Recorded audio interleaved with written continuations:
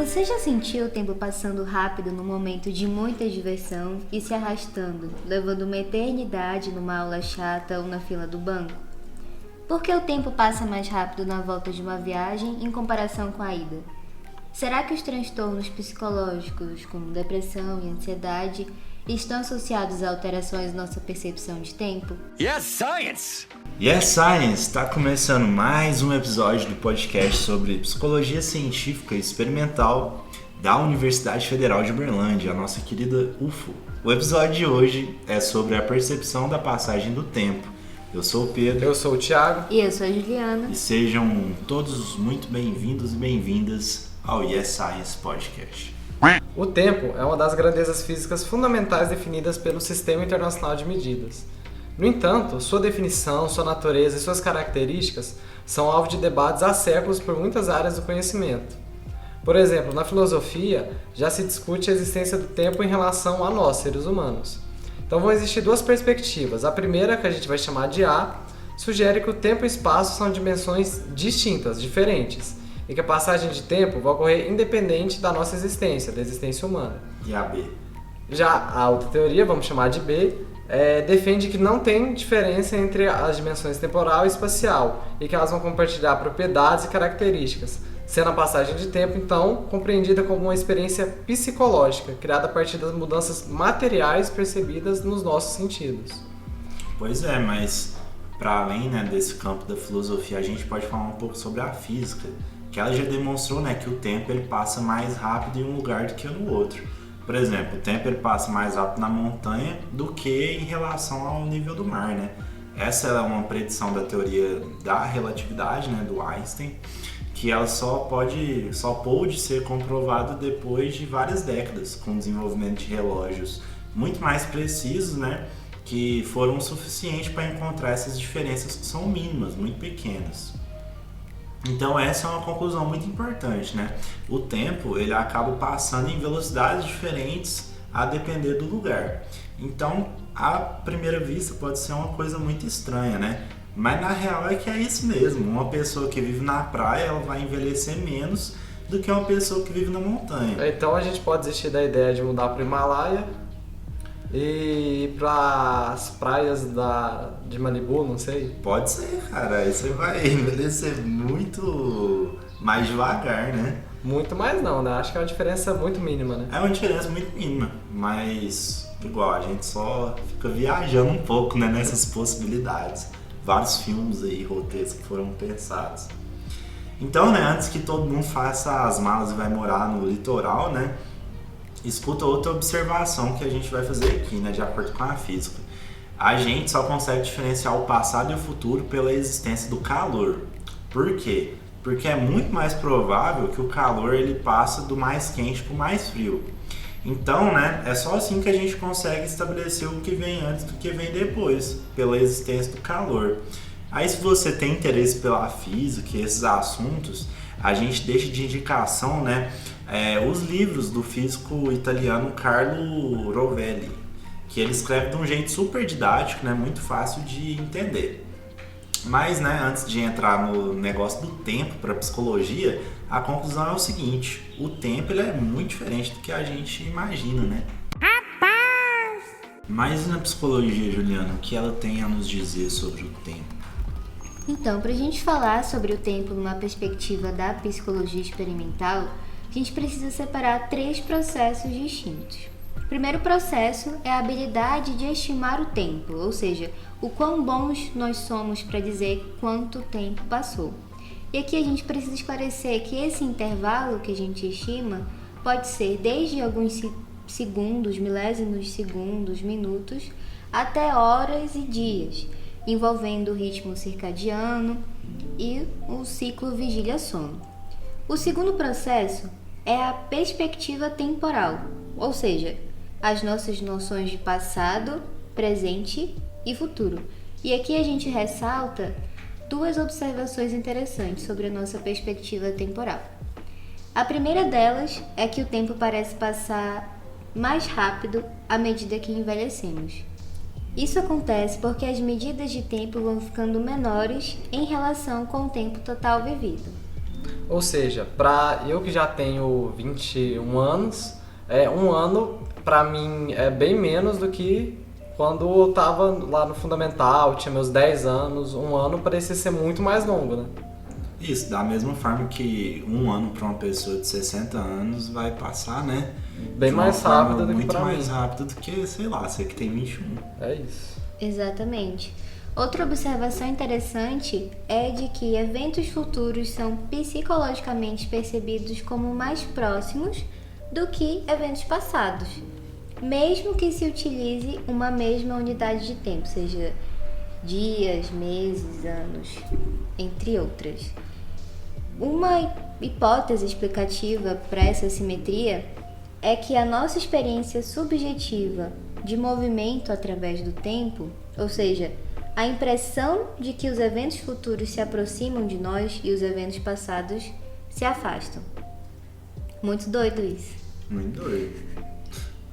Por fim, o terceiro processo é a nossa consciência do tempo, também chamada de percepção da passagem de tempo. Essa percepção está ligada às nossas experiências de perceber o tempo passando mais rápido ou mais devagar em determinadas situações. Esses 3 processos que a gente falou aqui estão interligados, mas com fins didáticos a gente pode estudar, conversar sobre eles separadamente. E nesse sentido a gente pode falar de um fenômeno bem interessante que acontece, que é o paradoxo das férias. Que é da seguinte forma: quando nós estamos de férias, nós fazemos várias coisas interessantes, podendo ser viajar, colocar em dia várias séries que a gente queria acompanhar. E quando a gente está de férias, esse tempo é percebido como se tivesse passado muito rápido. Mas quando a gente lembra dele, parece que as férias duraram bastante tempo. Uma eternidade. Isso acontece porque quando a gente está em um momento que é subjetivamente bom, eu estou gostando daquele momento, ele vai passar mais rápido. Mas a recordação dessa memória se dá através de eventos separados. Ou itens. Então, como acontecem vários desses itens, vários desses eventos nas minhas férias, quando eu for lembrar, eu vou lembrar de vários desses. Então, eu vou ter a percepção de que o tempo nas minhas férias foi bem mais demorado quando eu olho para o passado. Porque você fez muito mais coisas nas suas férias, né? Você fez várias coisas, então você vai ter várias coisas para lembrar. Um exemplo contrário disso, quando eu não faço nada, é quando eu estou numa fila de banco, por exemplo. Estou lá esperando uma eternidade sem fazer nada. Hoje em dia muitas pessoas ficam no celular, né? Apesar de ter uma lei que proíbe ficar no celular no banco. Mas se eu estou na fila sem fazer nada, durante aquele tempo vai parecer que eu estou uma eternidade naquela fila. Vai parecer muito chato, vai demorar muito tempo. Mas quando eu me lembrar, não vai ter muitos itens para me lembrar dessa passagem na fila do banco. Então, quando eu me recordar deste momento, ele vai ter parecido muito mais rápido. Por isso é um paradoxo. Quando eu vivo aquela situação, ela pode ser experienciada como sendo mais rápida, mas quando eu me recordo dessas férias, por exemplo, ela é percebida como sendo muito mais longa. Então uma coisa é uma coisa, outra coisa é outra coisa. Porque você tá na fila do banco, né? Então não tem muito pra onde a sua atenção fluir, né? Digamos assim. não acontecem muitos eventos. Exatamente. Por isso que quando a gente vai recordar, a gente pensa, nossa, passou muito rápido. Em outros episódios a gente já falou de percepção, né? E ela acontece por diferentes receptores sensoriais do nosso corpo. Só que a percepção do tempo não acontece por nenhum órgão. Mas e aí? Então como que a gente percebe essa passagem do tempo? Então, não existe nenhum órgão, né, responsável nesse sentido, mas a gente pode falar sobre modelos, né, para essa percepção do tempo. Então, é sugerido que essa percepção, que é subjetiva do tempo, ela esteja relacionada a algum tipo de relógio interno biológico, né? A gente vira e mexe e fala, né? Ai, meu relógio biológico, né? Então, esse seria tipo um modelo para a gente explicar a percepção do tempo. Então, né, a gente pode falar que, a partir de uma concepção mais antiga, que o relógio interno ele seria composto por duas coisas, né? Por duas estruturas. A primeira delas é o oscilador, que ele emitiria, né, constantemente pulsos ou sinais. O que seriam esses pulsos ou sinais? Seriam unidades de tempo e uma taxa específica. Então essas unidades de tempo, que são os pulsos, elas seriam enviadas para o segundo componente, que é o acumulador. Então o acumulador vai receber esses pulsos, né, da questão do oscilador e aí vai dividir eles todos em eventos. Então, para a gente fazer uma estimativa do tempo, nossa, quanto será que passou, né? Quanto tempo será que passou? A gente utilizaria a quantidade de pulsos gerados pelo oscilador que chegariam ao acumulador e faria, né, uma comparação com as referências que estão armazenadas na nossa memória de trabalho e na nossa memória de longo prazo, porque a gente vai aprendendo isso, né, por meio da vida, à medida que a gente vai vivendo. Então, né, além do modelo do oscilador do acumulador, existe também, né, mais um componente que seria um portão que controlaria a transferência de pulsos entre esses componentes, né, entre o oscilador e o acumulador. Mas pesquisas mais recentes, né, descreveram também que existe um substrato neural de cada um desses componentes. Ou seja, a gente pode falar a partir de termos orgânicos, né, fisiológicos, não é só um modelo, um construto teórico, né, puramente teórico. Outra coisa, né, se vocês tiverem curiosidade sobre esse modelo do relógio, dê uma olhada ali nas nossas redes sociais, né, no Instagram, porque lá você vai poder encontrar uma representação gráfica desse modelo, né, do relógio interno e das áreas cerebrais que são envolvidas nesse processo. Mais uma coisa que é importante a gente destacar é que esse modelo oscilador-acumulador, ele ainda é uma referência, né, que é a mais utilizada nas pesquisas empíricas. Só que existem muitas críticas, né, em relação a ele e justamente por isso outros modelos estão sendo propostos, né, e pensados ultimamente. Então, mas o que afeta, Thiago, esse funcionamento do relógio interno? Porque tem que ter alguma coisa, né, que afeta ele. Então, né, isso, se ele é afetado, consequentemente vai fazer que a nossa percepção da passagem do tempo ela acelere ou diminua, né, a velocidade. Então, as pesquisas mostram principalmente dois fatores que vão afetar essa nossa experiência com o tempo. O primeiro deles é a atenção, ou a função cognitiva da atenção. Isso tem a ver com aquela questão do portão, né, que existe entre o oscilador e o acumulador. É isso que a gente vai explicar. Então, a atenção vai controlar a abertura e o fechamento desse portão. Então, vai definir a quantidade de pulsos que é transferido do oscilador para o acumulador. Então, quando a nossa atenção é direcionada para a passagem do tempo, então, por exemplo, quando a gente quer que algo comece ou termine logo, esse portão vai se abrir. Então, vai permitir que esses pulsos omitidos pelo oscilador sejam direcionados ao acumulador. E nisso o tempo vai se dilatar, ou seja, a nossa percepção é de que o tempo não vai estar passando. Então não adianta ficar olhando no relógio, no celular, torcendo para que o tempo passe mais rápido. O efeito vai ser o contrário, vai parecer que o tempo não está passando. Então isso significa que se eu não tenho atividade para direcionar minha atenção, ou então se eu direciono a minha atenção para atividades muito passivas, ou que não exigem muitos recursos atencionais, tipo ficar no sofá olhando o relógio, o resultado é que a percepção do tempo está passando muito devagar. Por outro lado, quando a atenção é direcionada em outra atividade, o portão vai se fechar e interrompe o fluxo dessas passagens do oscilador. Então, por essa razão, quando estamos concentrados em uma atividade, o tempo vai se comprimir e vamos perceber que, como se tivesse voado, passado muito rápido. Então, isso aí acontece porque a gente seleciona mais esse fechamento do portão, porque a gente está concentrado em uma atividade, né? Não é como se a gente concentrasse e fechar o portão, mas o modelo explica que quando percebemos outras coisas, outras atividades, esse portão se fecha. Então, pelo que a gente falou até agora, vê se vocês concordam comigo. Dá pra gente concluir que além da atenção, a memória também é muito importante para nossa percepção da passagem de tempo, não é? Exatamente, porque a gente só consegue comparar os fluxos de tempo, né, pelo que a gente já experienciou, né, que está registrado na nossa memória de longo prazo e o que está temporariamente ali na nossa memória de trabalho. Isso aí. Isso fica ainda mais óbvio quando vemos as tarefas experimentais utilizadas nas pesquisas para a gente estudar a percepção da passagem de tempo. A gente pode dizer aqui que existem muitas tarefas diferentes, mas elas são classificadas em duas principais categorias, sendo elas as tarefas retrospectivas, ou também chamadas de implícitas, e as tarefas prospectivas, ou também chamadas de explícitas. Nas tarefas retrospectivas, o participante, o voluntário que está ali na pesquisa, ele não sabe que vai estimar a passagem do tempo.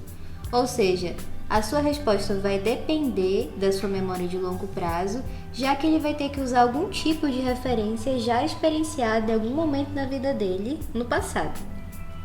Já nas tarefas prospectivas, o voluntário sabe muito bem, ele foi instruído de que ele fará estimativas temporais, o que vai fazer com que ele direcione a sua atenção para o tempo transcorrido durante a tarefa naquele tempo presente que ele está. Então, para diferenciar isso, é só lembrar da retrospectiva 2021, por exemplo. Quando você olha para o passado. Isso.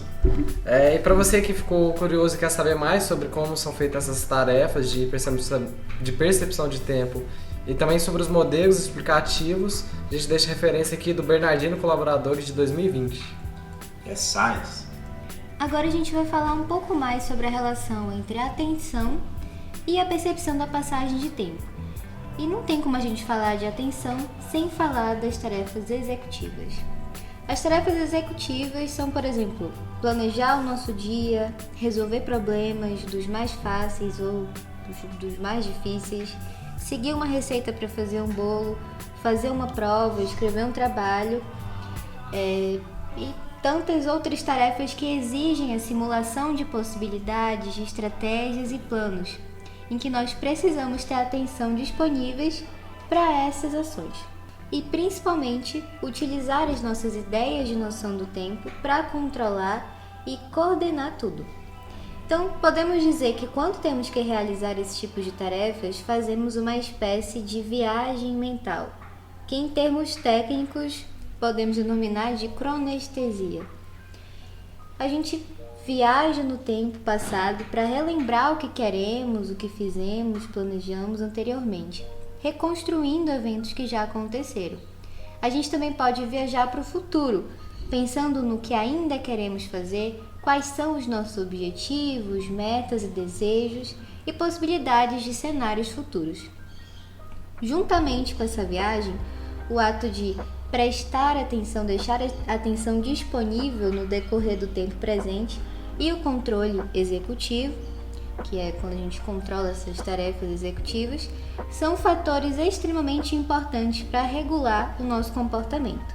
Então essas tarefas de função executiva, elas vão ter algumas divisões, né? A gente pode pensar em outras funções cognitivas, como a memória, que a gente divide em memória de longo prazo, memória operacional, ou atenção, que tem algumas divisões como atenção dividida, atenção sustentada, tem outras divisões de atenção, né? Mas as funções executivas também vão ser divididas em alguns tipos. Isso é descrito por Miyake e alguns colaboradores, né, num estudo feito no ano 2000, e são 3 tipos, né? O primeiro é a alternância de atenção, que é o processo quando a gente troca o foco de atenção entre várias tarefas que a gente está fazendo. Essa alternância de atenção também vai estar ligada com a memória de trabalho. A segunda divisão é a atualização, que é o processo em que acompanhamos a atualização de informações, que também é ligada à memória de trabalho e à flexibilidade cognitiva, que a gente já explicou em outro episódio. E o terceiro é o controle inibitório, que é o processo relacionado à capacidade de resistir às distrações e adiar uma gratificação ou recompensa. Então, eu deixar de fazer algum comportamento, emitir algum comportamento, justamente para ter uma recompensa futura.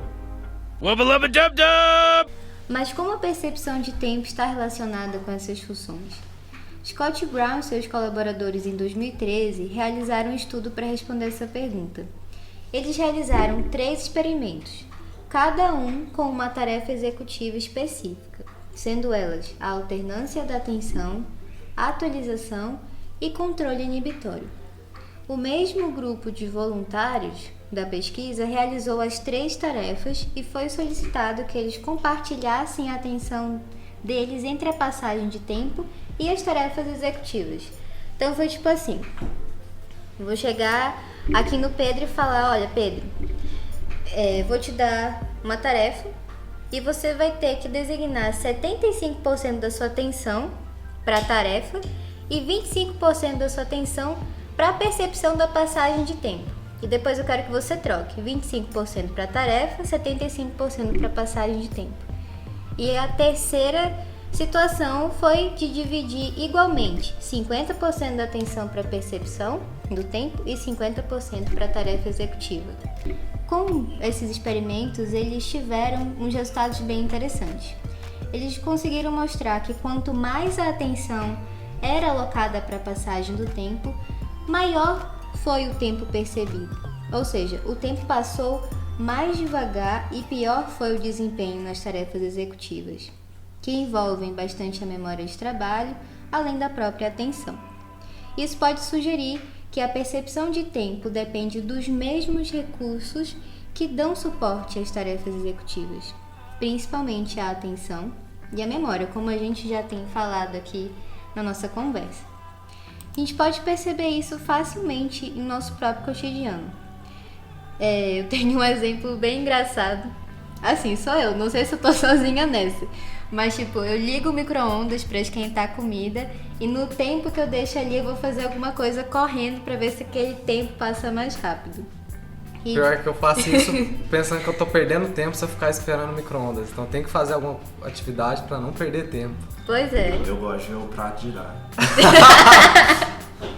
Mas você vai estar direcionando a sua atenção para determinado objeto. Você não vai estar percebendo o tempo passar nesse momento. Exatamente. E assim como esse exemplo, a gente tem vários outros e a gente deixa essa tarefa aí para vocês pensarem, refletirem sobre essas situações. Beleza, até agora a gente falou sobre como as funções executivas, a atenção, a memória afetam, né, a percepção da passagem do tempo. Foi isso que a gente fez até agora. Mas existem, né, outras coisas, né, que também afetam essa percepção. E uma delas é a emoção, né? A emoção ela vai afetar aquela questão do modelo do relógio oscilador-acumulador. Então, né, antes da gente falar sobre os estudos envolvendo emoção e passagem do tempo, a gente precisa esclarecer antes que a emoção, em termos experimentais, ela é composta a partir de duas dimensões. A valência, né? Então, se um estímulo ou um evento ele é positivo ou negativo, ou seja, se ele é agradável ou desagradável à pessoa, e também o nível do alerta, que é, né, o nível da excitação fisiológica. Ele pode ser alto, né, ou pode ser baixo, ou seja, ele pode provocar um estado de tensão ou pode provocar um estado de relaxamento. Então, por exemplo, uma cena de um bebê bocejando, ele vai induzir uma emoção muito positiva, né, muito agradável, e um baixo nível de alerta, você vai ficar relaxado. Agora, né, de outra maneira, uma imagem de sexo explícito, por exemplo, ela vai induzir uma emoção positiva e agradável, mas vai ter um nível, né, muito alto de alerta, né, um nível de tensão. Então, tanto a valência quanto o nível de alerta, eles estão associados à quantidade de pulsos que são emitidos pelo oscilador e enviados ao acumulador. Então, né, a gente pode falar que os estímulos emocionais eles vão produzir mais pulsos em comparação com estímulos não emocionais e vão estar, né, associados à maior duração percebida da passagem do tempo. Então, o que isso quer dizer, né? A gente tem essa impressão de que o tempo está se arrastando, está se passando de forma mais lenta. Além disso, né, essa distorção do tempo, né, da questão de o tempo passar mais rápido ou mais devagar, ela é percebida, né, ela é chamada de dilatação do tempo. E ela é experimentada, né, todo mundo sente ela no dia a dia, né, esse tempo tá passando rápido. Ou essa aula não acaba nunca. Essa aula não acaba nunca, por exemplo. Então, né, essa sensação de que o tempo ele não passa em contextos desagradáveis é justamente isso, né, que a gente vem comentando. Então, né, quem nunca esteve já, né, numa aula ou numa reunião muito chata de trabalho, né, que o tempo não passa de jeito nenhum. Então, né, a gente costuma ouvir relatos de acidente de carro ou de assalto que as pessoas vão falar, né, que aconteceu de câmera lenta, por exemplo, né? Nossa, demorou a vida inteira, né? Por quê? Porque tem uma carga emocional, né, muito alta nessas situações. Então, né, envolvem também uma valência negativa e um nível de alerta alto. Ou seja, a carga emocional é muito grande, a valência, né, é muito desagradável, muito negativa e você fica tenso, você fica muito alerta nessas situações, né? Então, né, por outro lado, em situações emocionais positivas, né, de nível de alerta baixo, a gente pode observar essa compressão do tempo, né? Ou seja, a gente vê, nossa, o tempo tá voando, nem viu o tempo passar, né? Tipo, quando você tá se divertindo, fazendo alguma coisa alegre que você gosta. Então, agora, ouvindo, né, a gente no podcast, o tempo tá passando muito rápido, tá passando devagar. Como que tá acontecendo aí pra vocês? Então até agora a gente falou das duas dimensões das emoções, né? Tanto a valência, se a emoção é positiva ou negativa, e o nível de alerta, se ela vai deixar a gente relaxado ou tenso. Só que quando a gente pensa em emoções, é possível pensar também em outras como a raiva, o nojo. São as emoções básicas que a gente já discutiu em alguns outros episódios, vamos discutir em outros pra frente. E fica a pergunta, essas outras emoções também influenciam na nossa percepção de tempo? Tipo nojo? Um exemplo. Pode ser. Então, né, essa foi uma pergunta, na verdade, que foi realizada por Grondin, né, e seus colaboradores no ano de 2014. Foi basicamente um estudo, né, que foi composto por 3 experimentos com diferentes métodos de apresentação de imagens. Então, os participantes eles deveriam comparar a duração de apresentação de 3 tipos diferentes de imagens. A primeira seria faces com expressão neutra, né? A segunda seria faces com expressão de nojo, né? Então, a terceira seria um negócio, né, mais além, né? Que seriam corpos mutilados. Então, né, a gente pode falar que isso também provoca certamente uma reação de nojo, né? Agora, qual comitê de ética que aprovou isso? Isso aí fica um questionamento, né? Mas, né, os resultados dessa pesquisa mostraram que os participantes consideraram a duração da exposição de fotos de mutilações como mais longa em relação às fotos de faces expressando nojo e de faces com expressão neutra, né? Isso em todos os 3 experimentos. Eu acho que a gente pensando um pouco, isso seria o esperado, né, do estudo. Então, né, você deve imaginar que as fotos dos corpos mutilados elas vão certamente causar, né, uma resposta emocional mais intensa nos participantes. O que a gente falou do nível de alerta. Isso, eles vão ficar mais tensos, né, porque eles possuem, né, esse nível de alerta maior em comparação com as outras imagens. Então, esse resultado ele é muito coerente com aquele modelo do oscilador acumulador, porque os estímulos com alta relevância, né, biológica, principalmente de valência negativa e de nível de alerta muito alto, eles produzem um aumento no número de pulsos que é emitido por oscilador. Então isso afeta a percepção do tempo. Ele faz com que o tempo seja percebido como está passando de uma maneira mais devagar e a duração dos estímulos sendo estimulada, né, como muito mais longa. Você que gosta de evolução, a gente pode pensar que faz muito mais sentido, né, eu me preparar e perceber como mais lento um evento ameaçador do que algo que eu estou aproveitando. Exatamente. Mas será que foram utilizados só estímulos visuais, né, para fazer esses estudos sobre a percepção de tempo e da emoção? Então a resposta para isso é que não, né? A gente pode ver o efeito da emoção sobre a percepção de tempo, né, investigado a partir de diferentes sistemas e de modalidades sensoriais. Por exemplo, tem estudos que mostram que quanto mais intensa é a sensação dolorosa, né, maior é a sensação de que o tempo passa mais devagar. Ou seja, né, quanto mais os pesquisadores iam lá e utilizavam estímulos elétricos ou térmicos para induzir dor, né? Cadê o comitê de ética? Cadê o comitê de ética? Isso aí, se vocês quiserem mais informações sobre esses estudos, vejam nas nossas referências, né, deixadas nas redes sociais, o estudo de Piovesan e colaboradores em 2019. Então, né, a gente voltando um pouco à questão da dor, acho que todo mundo já passou, né, por essa experiência, né? Quando a gente tá com dor, parece que tudo vai durar uma eternidade. Mas a gente pode falar, por exemplo, da cólica, né? Quando você sente cólica, Juliana? Assim, é uma situação bem desagradável, pra falar o mínimo. De valência muito negativa. Mas você tava falando aqui, me veio uma memória mais recente. Hoje eu fui tomar a vacina da gripe. E assim, eu não suporto a injeção. Eu já vejo a injeção e já sinto dor.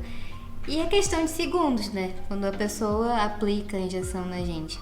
Pra mim, a partir do momento que ela foi colocando assim a injeção, vem em câmera lenta, entrando no músculo, eu senti cada fibra minha rasgando, como se durasse uma eternidade. e Você teve uma experiência assim, sinestésica? Nossa, total. Senti arder, a dor horrível. Foi uma eternidade. Depois, quando eu saí, vi que não passei nem 30 segundos pra tomar a vacina. Parecido com o que a gente já conversou sobre os estímulos visuais com relação à nossa percepção de tempo, Daniel Voyer e Emily Hemmergrith fizeram um estudo em 2015 com estímulos sonoros, que tinham conteúdo neutro e emocional.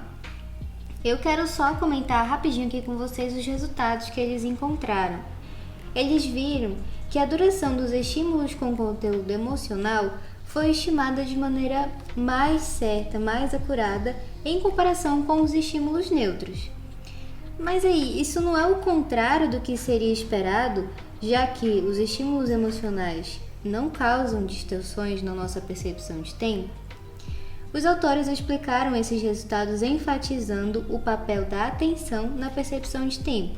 Ou seja, os estímulos emocionais, principalmente a raiva, que foi um dos tipos, eles fizeram com que a atenção fosse direcionada para outros aspectos da experiência, o que teria ajudado na acurácia, na certeza das estimativas que eles estavam fazendo sobre o tempo. É como se os participantes tivessem tentado se distrair daquele conteúdo emocional e sua atenção ficou dedicada para estimar o tempo. A gente pode pensar também que talvez os estímulos sonoros tenham uma capacidade inferior para mobilizar emoções em comparação com estímulos de outras modalidades sensoriais. Para além disso, a gente pode ver aqui duas questões importantes no estudo da percepção do tempo, de maneira geral, A primeira é a dificuldade em separar os efeitos da atenção e da emoção, principalmente do nível de alerta nesse tipo de estudo. E, em segundo lugar, o problema que o modelo oscilador-acumulador tem para explicar todos os resultados encontrados na literatura. Daí vem as críticas que já comentamos. E os estímulos olfativos? Como que a gente pode fazer a relação com a nossa percepção da passagem de tempo? Então, a gente pode falar que é uma questão interessante, né? Porque, por exemplo, a gente tem vários cheiros, odores que fazem parte da nossa trajetória de vida, né? Que tem até um caráter nostálgico. Então, eu lembrar do arroz doce da minha infância, que era servido na cantina da escola Eurico Silva em São Jorge, é uma memória muito afetiva, né, pra mim. Então, será que de fato o odor, né, a percepção dos estímulos olfativos influencia na percepção do tempo? Foi isso, né, que o Milot e colaboradores investigaram, né, no artigo publicado em 2016. Nesse estudo em questão, né, os participantes eram expostos a um tipo de ácido que tem um odor muito desagradável, ou seja, uma valência muito negativa, e também tinha um grupo, né, um grupo controle que não era exposto a ácido nenhum, né, nenhum odor particular. A diferença é que existia dois experimentos. No primeiro experimento, essas pessoas elas eram expostas a esse odor com durações de intervalos de tempo inferior a 1 segundo. Já no segundo experimento, essa duração de tempo era maior, né? Ou seja, as pessoas eram expostas ao ácido, que tinha um cheiro muito desagradável, em um intervalo de tempo que durava, né, o superior a 1 segundo. O que foram os resultados? No primeiro, ocorreu, né, a compressão do tempo. Ou seja, quando as pessoas eram expostas menos tempos a um estímulo desagradável, o tempo passava de forma mais rápida. Mas os resultados do segundo experimento mostraram que o tempo se dilatava, ou seja, quando eles eram expostos de maneira mais prolongada, né, demoravam mais para sair daquele cheiro desagradável, o tempo passava, né, muito mais devagar. E como é que você explica esses resultados opostos? Cara, pode ser que isso, né, esteja principalmente do segundo experimento, que o tempo passa de uma maneira mais devagar, a gente pode explicar a partir do modelo oscilador-acumulador, né? Mas o que a gente explicaria os resultados do primeiro experimento? Porque a gente já sabe a questão dos pulsos, etc. Os autores, né, eles vão falar que tem a ver com a atenção, ou seja, né, uma função cognitiva. Então, a emoção desagradável do odor, ela levou ao direcionamento da atenção para o odor e não para a tarefa de estimar o tempo, né? Então, né, na lógica do modelo oscilador-acumulador, o portão ele se abriu, mas os pulsos foram para o acumulador e os participantes perceberam o tempo passando mais rápido. Então, segundo os autores desse estudo, esse processo ele ocorreria principalmente no início da exposição ao odor. Então, né, à medida que o tempo passa em situações com intervalos mais longos, acaba que os participantes eles vão se acostumar com o cheiro, né? Tem essa coisa, né, do corpo humano, a gente acaba se habituando a cheiros desagradáveis, porque se eu pegar e falar, Thiago, presta atenção nesse cheiro, por exemplo, você vai lembrar, mas aí se eu não falar nada sobre o cheiro, a gente vai habituar com ele, né, ao longo do tempo. Belo exemplo. Belo exemplo. Então, já que a gente está falando sobre emoções e percepção do tempo, será que alguém que sofre, né, com algum transtorno psicológico que vai envolver a desregulação emocional, essa pessoa também vai experimentar distorções temporais? Thiaguinho, explica pra gente. Então, pensando nos transtornos mentais, os que a gente mais ouve falar, né, é principalmente depressão e ansiedade.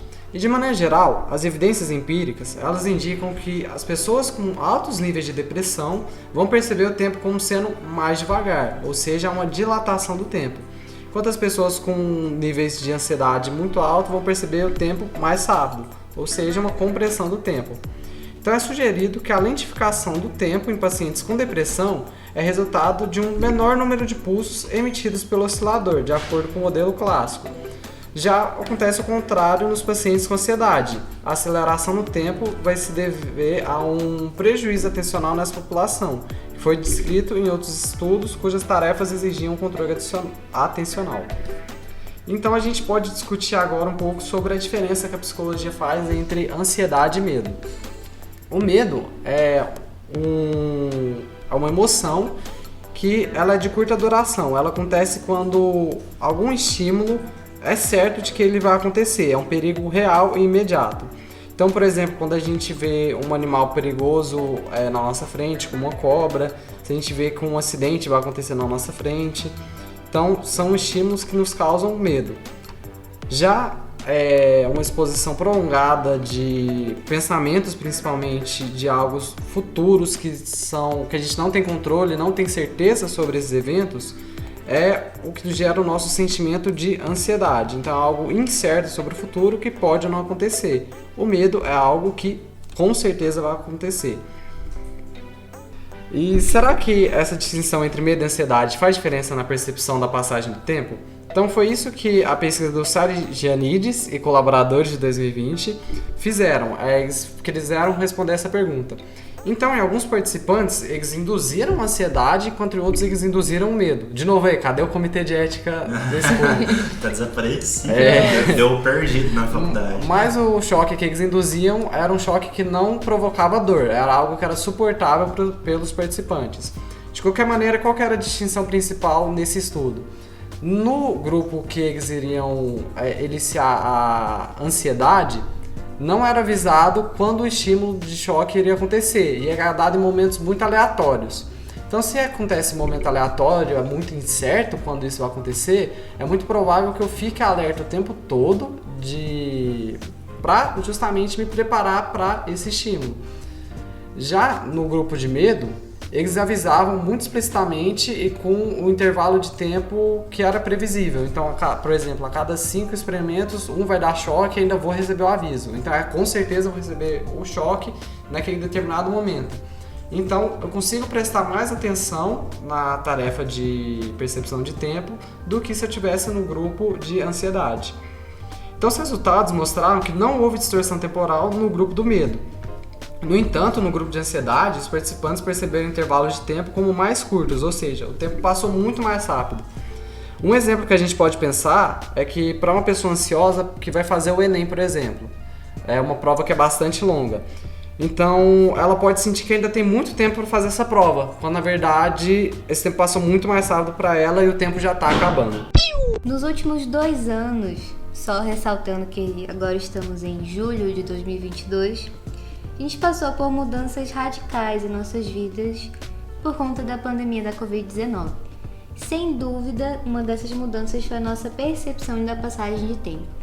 Vários estudos conduzidos em diversos países, como Brasil, Argentina, Inglaterra, França, entre vários outros, revelaram as grandes distorções temporais que experimentamos durante a pandemia.